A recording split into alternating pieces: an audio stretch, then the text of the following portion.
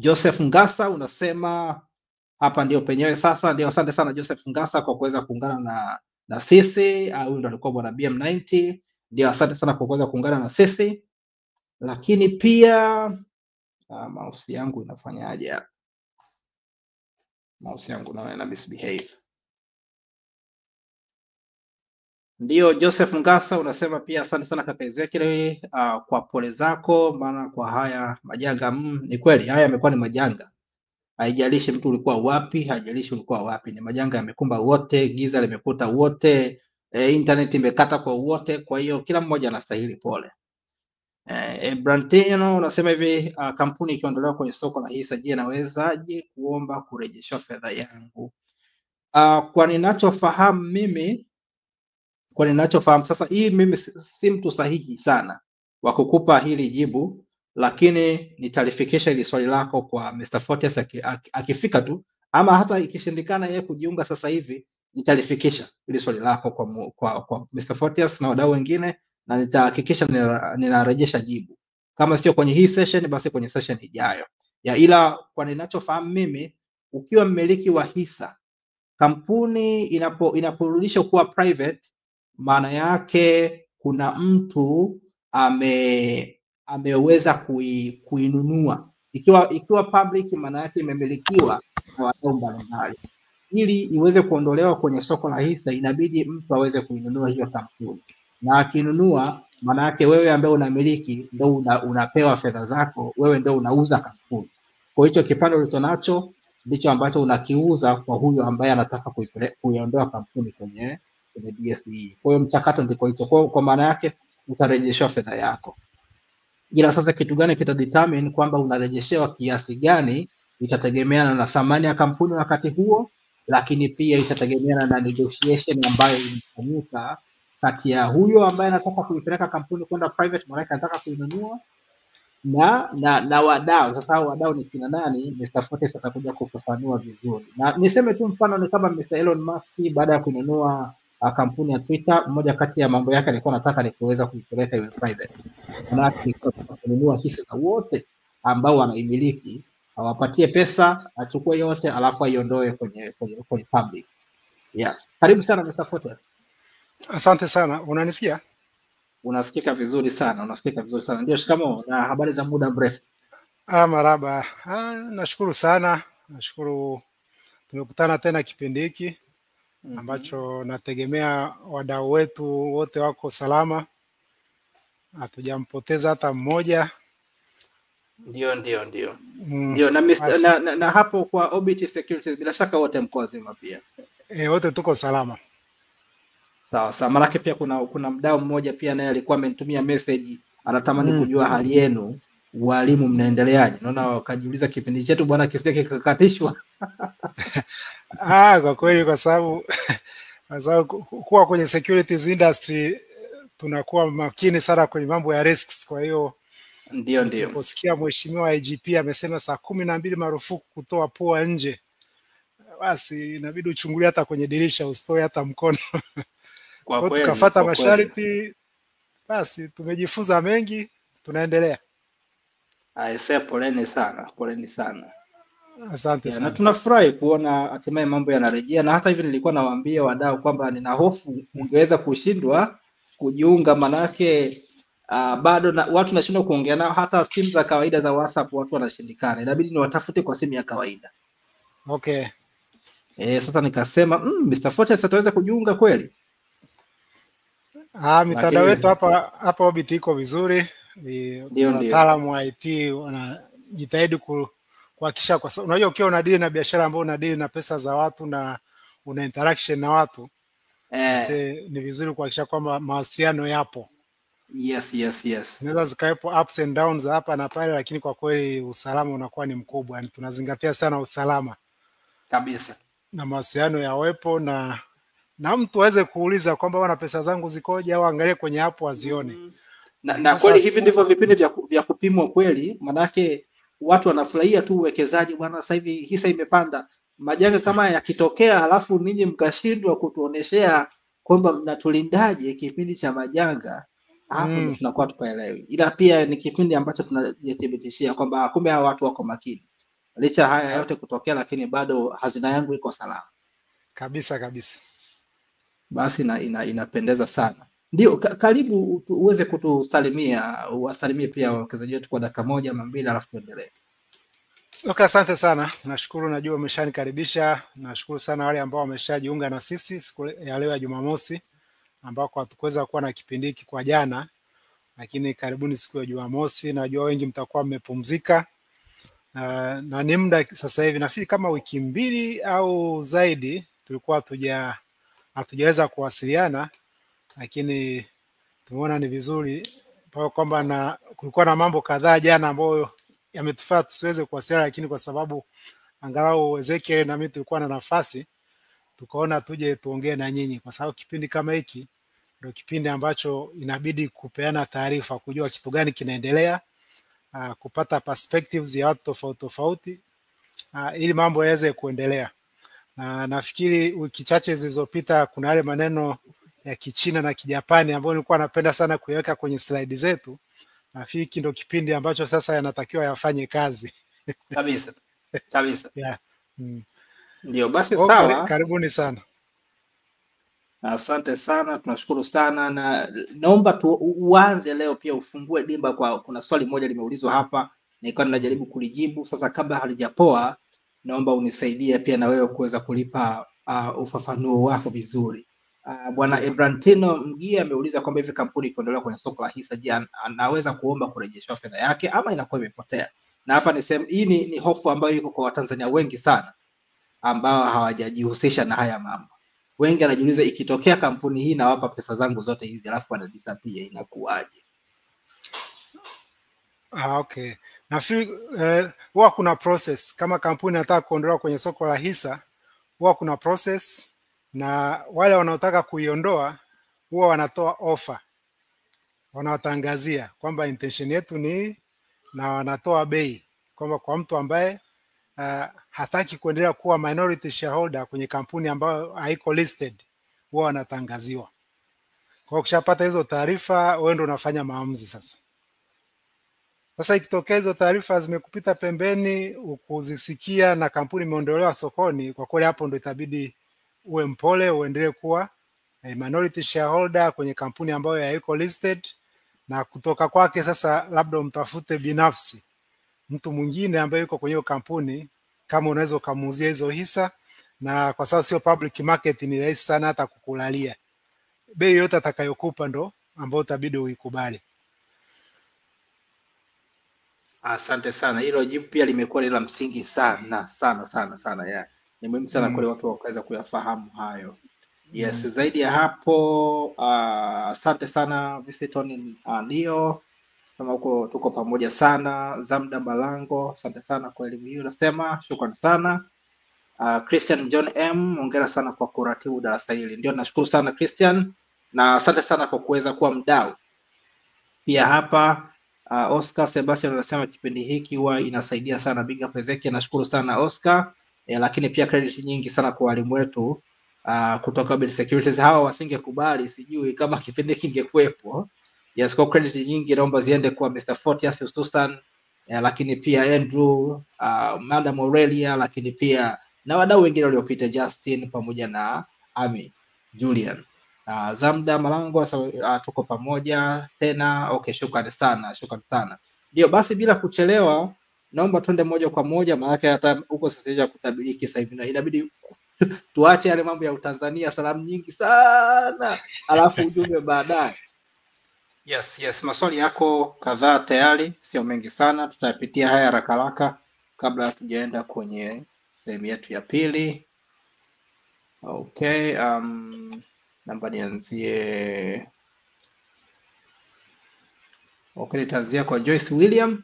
Joyce William anasema anaomba kufahamu kama CRDB Sukuk Bond imeshakuwa listed DSE, na pia naomba kufahamu list ya mifuko inaruhusu investment in USD.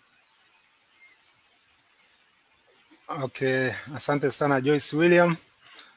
Hii ya Sukuk ya CRDB sikumbuki kama kuna hiyo event kama imefanyika, lakini nafikiri tunavyoendelea nitaingia kwenye website ya DSE kuona kama iko kati ya zile listed securities. Sina uhakika Joyce. Na list ya mifuko inaruhusu investment in USD.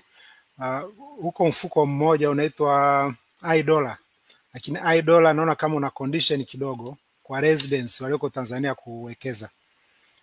Unless kwa wale walioko nje na fiuko open, lakini kwa wale walioko ndani nakumbuka kulikuwepo na restrictions. Kwa sababu kama nakumbuka mwaka huu na fees zimetoka secular kadhaa kuhusu matumizi ya dola ndani ya nchi. Kwa hiyo imeendana pamoja na hiyo baadhi ya conditions au limitations kwa watu wa ndani kununua hiyo mifuko ambayo iko denominated in US dollars. Japo nakumbuka walikuwa wanasema vitu kama hivi vinaruhusiwa lakini kwa kibali maalum. Kwa hiyo kuna some procedures ambazo ziko tofauti na kama unawekeza kwenye mfuko wa Tanzanian shillings. Basi sisi utuandalie Mr. Photius kipindi chetu cha iDollar, wale tulioko nje tuweze kujua watu wanaingiaje ndani. Sawa sawa.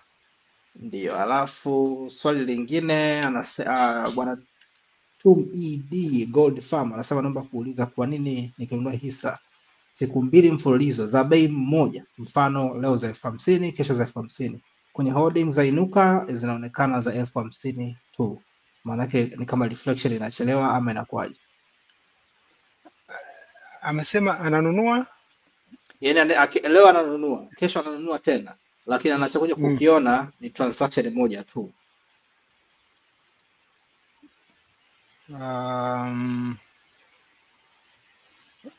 Hii kwa sababu hii ni issue ya nani? Issue ya vipande vya Inuka Dozen Index. Na kama alinunulia kwenye DSE sa kiganjani, nafikiri wako hapa ofisini weekend hii bado anaendelea kuvipost kwenye holdings au kwenye, kwa sababu hapa sasa ili kuzione inabidi uzione kwenye Inuka app. Hutaziona kule kwenye DSE sa kiganjani kwa sababu wamesha disable hiyo index. Ilikuwa enabled tu kipindi cha IPO lakini imeshakuwa disabled. Kwa sehemu ya kuziangalizia sasa ni kwenye Inuka app. Nafikiri atakuwa ameshapata message ya kwamba anatakiwa update information zake ili sasa tuweze kuviposti vipande vyake na pesa zote alizowekeza aweze kuziona kwenye Inuka app. Okay, asante sana kwa hilo. Blazi Karoli, apologies, anasema ongereni sana, nafasi ya dimu ya kujifunza. Kampuni kama Jatu imeondolewa au imesimamishwa kwa sasa? Imepotelea wapi? Mr. Photius, anything to comment here? Yes, Jatu bado wako chini ya uangalizi au chini ya CMCR. Kwa taarifa za mwisho alizotuambia ndio hizo kwamba wako wanahangaika na nomadi wao kuweza kuwapa status ya biashara yao inaendaje. Lakini operations zao bado zipo na kuna kipindi fulani walikuwa wamehamisha ofisi zao kwenda Sumbawanga.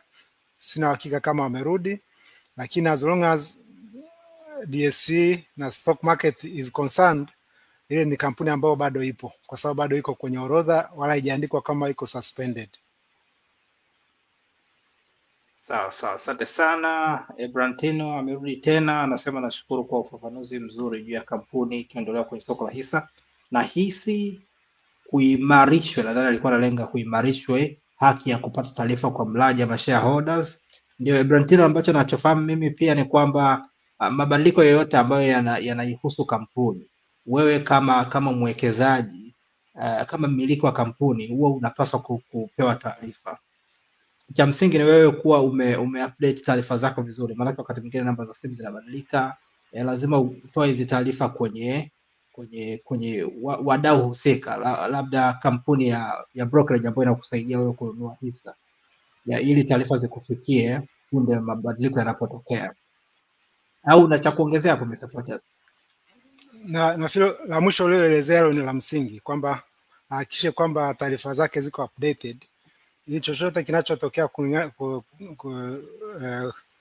kufuatia jambo lote linaloendelea kwenye kampuni yake, kwa sababu kwa kuwa na hisa ni kwamba hiyo ni kampuni yako, lazima uwe informed. Kwa cha msingi ndio hicho. Au inawezekana pengine inbox zako zina mambo mengi sana, regularly huwa unampigia simu broker wako ili aweze kukupa kama kuna kitu chochote kinachoendelea.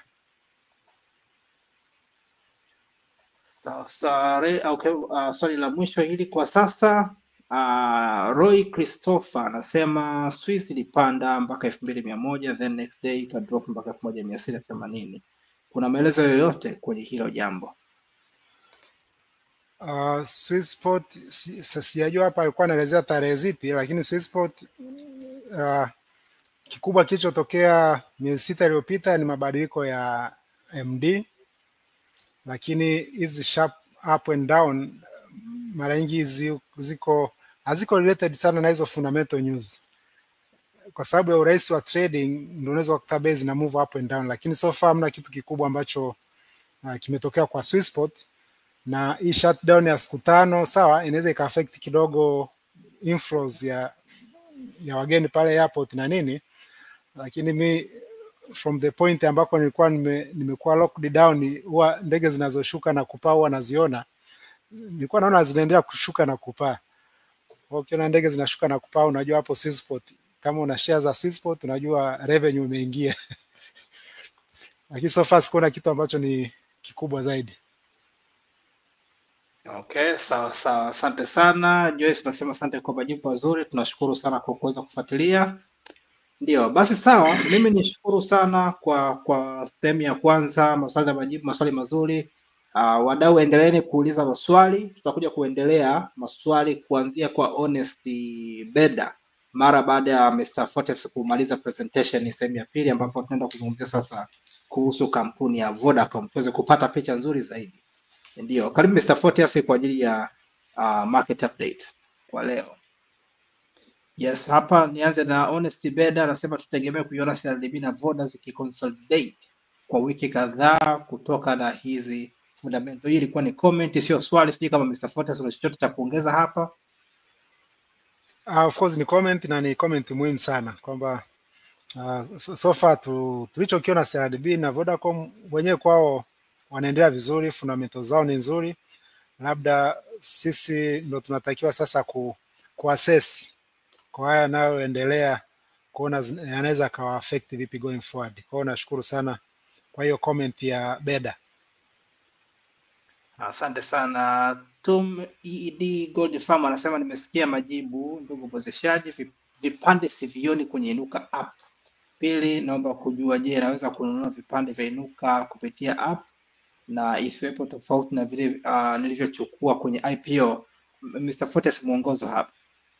Asante. Nafikiri hilo la kwanza ni kweli, kama zioni hizo vipande kwenye Inuka app, ndio kile nilichokielezea kwamba hata mpaka sasa ninavyoongea watu wako ofisini wana update hizo information kwenye app. Kwa the next few days, kabla tujapeleka ripoti kwa mamlaka, wote ambao wamewekeza watakuwa na viona vipande vyao kwenye Inuka app. Na as long as hatujaanza kuwekeza, tunaposubiri report kutoka CMSA, tukishaipeleka ukiwa kwenye app bado unaweza ukanunua kwa bei utakayoiona pale kama price au net asset value. Itaanza kubadilika tu pale tukishaanza kuwekeza, bei zikaanza kubadilika. Kwa hiyo ni kweli unaweza ukanunua kama tayari uko kwenye app. Na hili la pili ndio hiyo ambayo nimeelezea. Nimeshaelezea. Anaweza kanunua as long as pale bei anaona bado ni 100, haitakuwa na tofauti na vile alivyonunua wakati wa IPO. Okay, basi sawa. Shukrani sana. Pemelius UL anasema ongeleni kwa hii elimu. Je, does an index fund inaanza lini kutrack index, kwa sababu bado haoni movement yoyote na IPO mmeshaifunga? Mr. Fortes. Ndio, na asante sana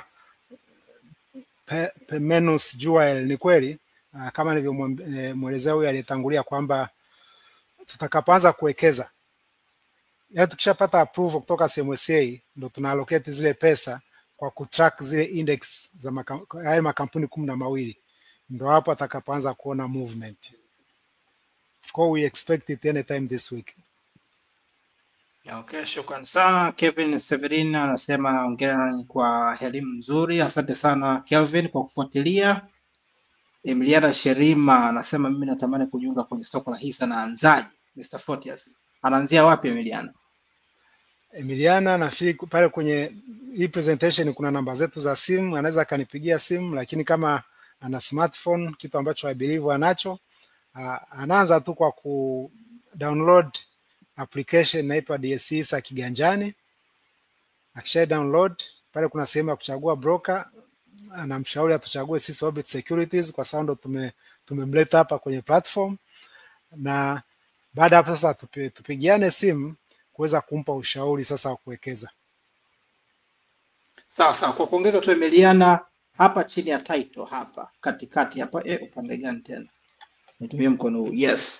Hapa katikati chini ya title kuna kaneno more, kana bold fulani hivi. Ukikaminya pale katafungua maelezo zaidi. Yale maelezo zaidi yanayofunguka pale utakutana na namba ya Professor Photius, utakutana na namba ya nani tena? Mimi majina yashaanza kundunuka, hii wiki mbili zimekuwa nyingi sana.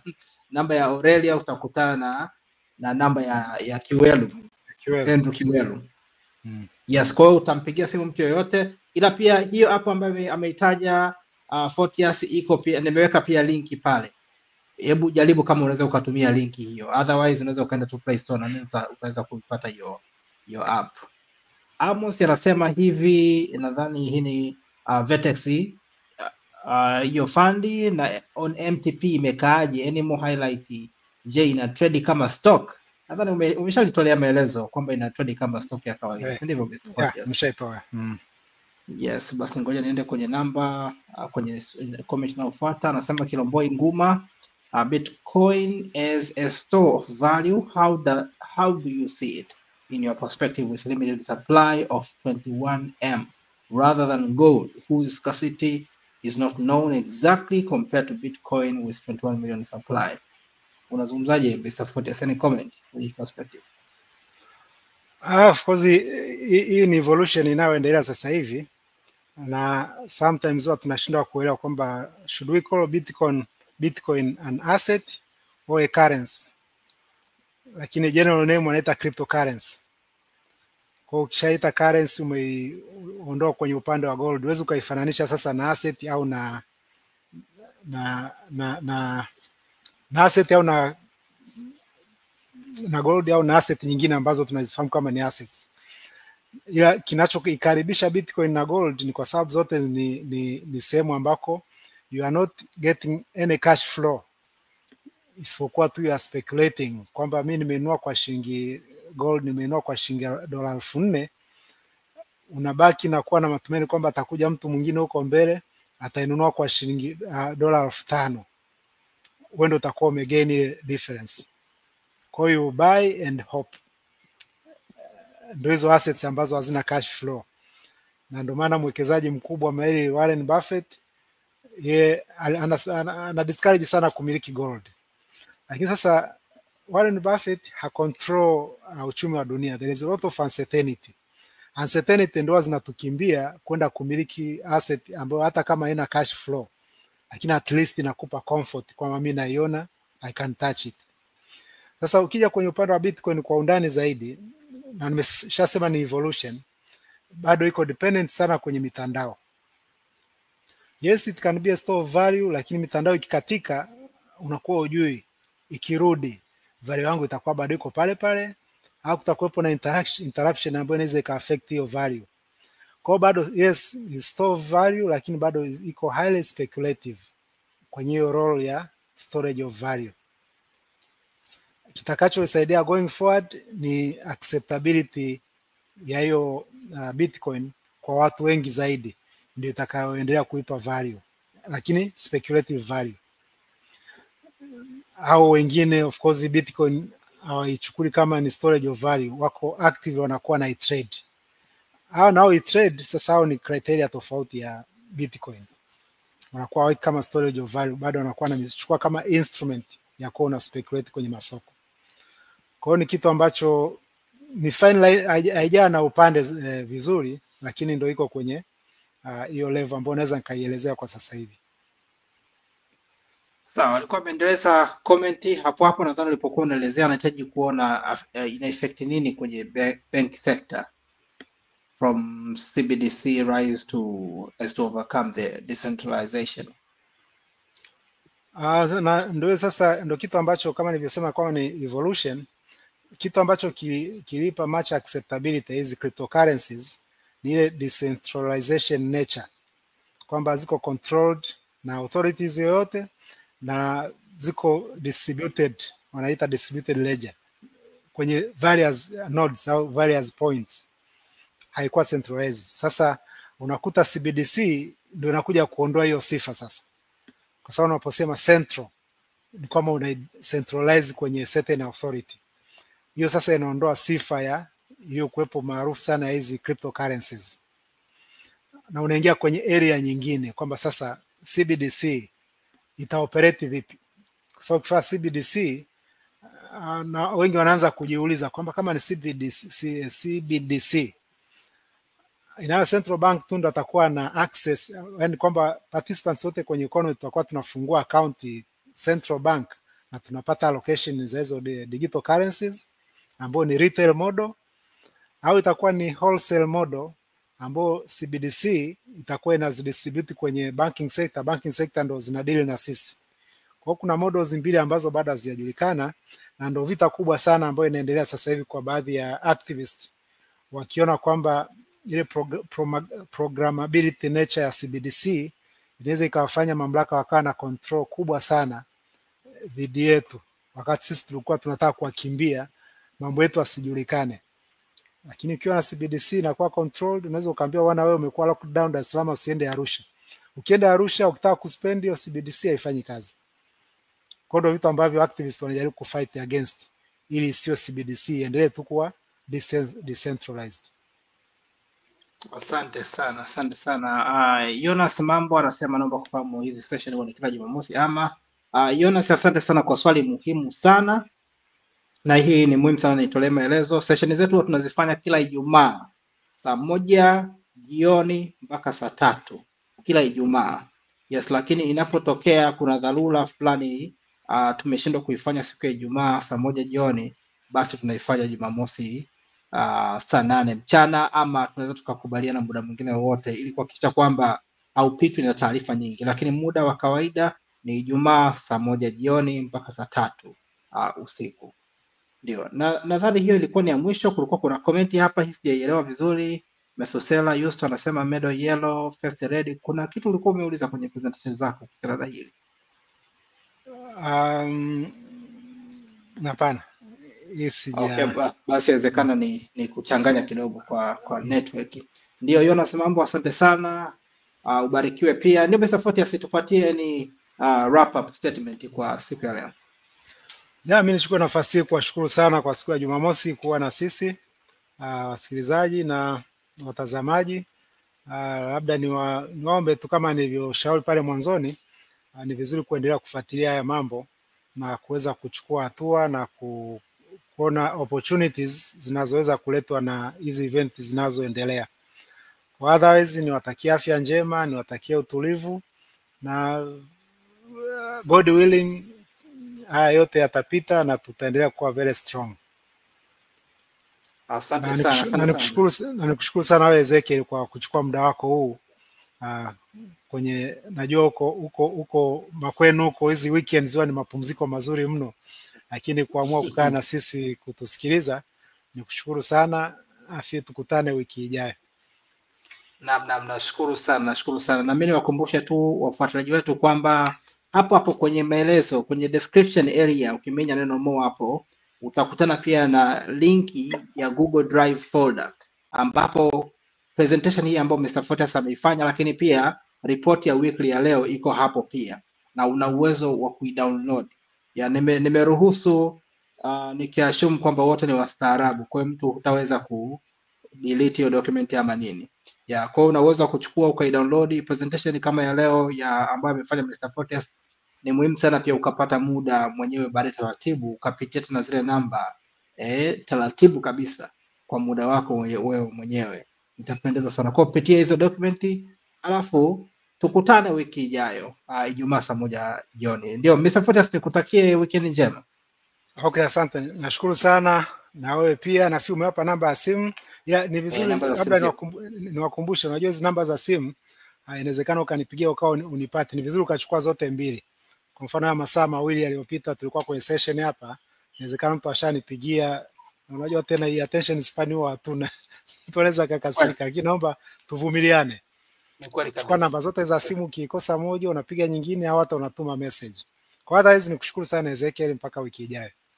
Asante sana. Basi tunaona wiki ijayo, wiki njema. Shukrani.